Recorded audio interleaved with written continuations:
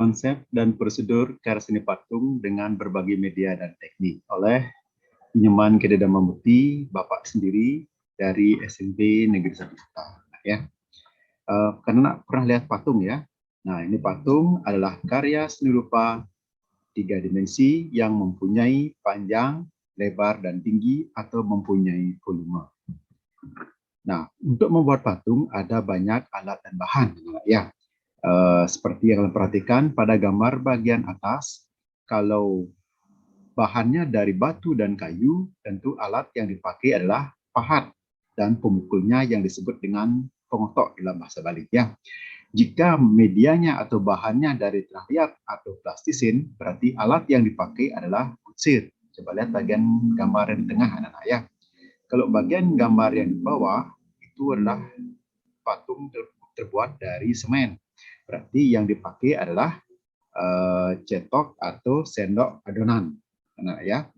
Nah, teknik dalam membuat patung tergantung dari yang Pak bilang tadi, dari medianya atau bahan yang dipergunakan. Antara lain ada teknik pahat, teknik butsir, teknik merakit, teknik menempel, dan teknik cetak. Nah, teknik-teknik ini dipergunakan sesuai dengan media yang kita kerjakan anak-anak ya. Nah, dari berbagai media atau bahan patung, ada banyak hasil atau karya-karya patung yang sering kalian jumpai.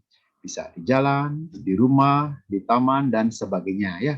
Nah, ini ada beberapa contoh karya patung yang bisa kalian jumpai ya, di mana saja.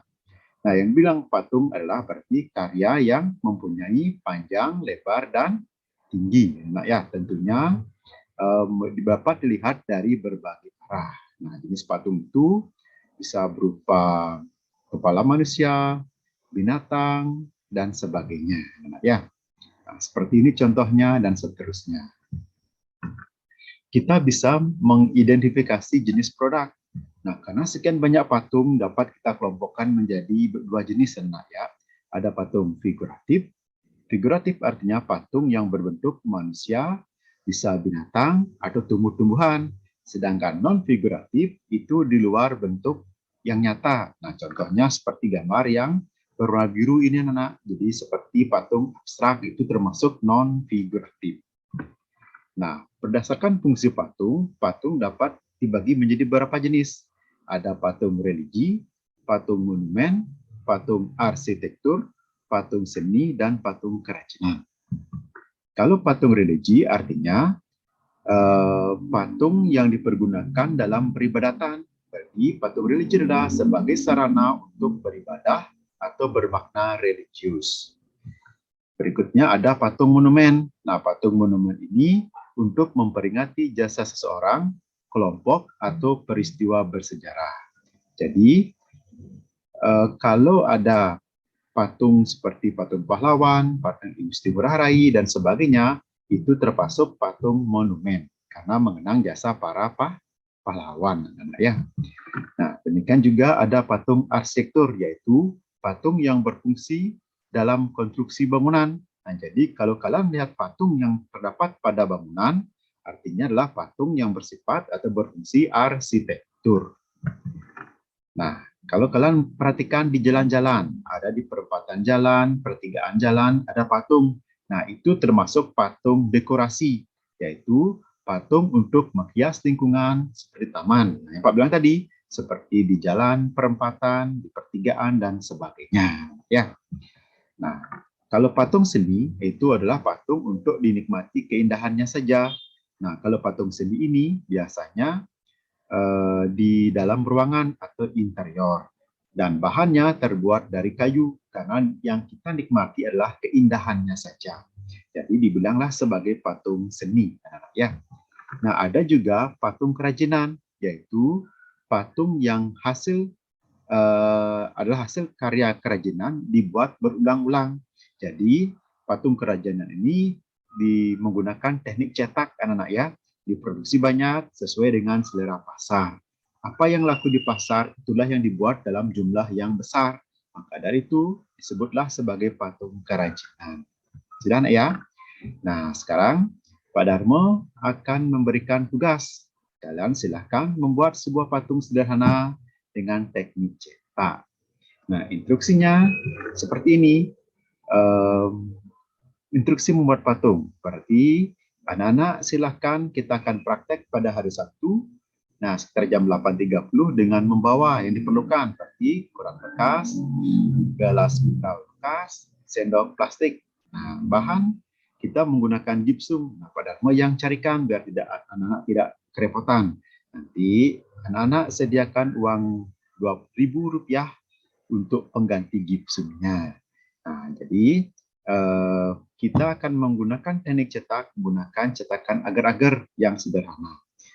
Kalian boleh membawa cetakan agar-agar sendiri, atau kalau tidak ada, kita bisa gunakan cetakan yang ada di sekolah. Nah, setelah itu baru kita melakukan tugas mencetak secara bersama-sama, ya. Nah, untuk tutorial mencetaknya akan Pak Darmo kirimkan pada slide berikutnya. Dan anak, terima kasih anak, selamat mencoba.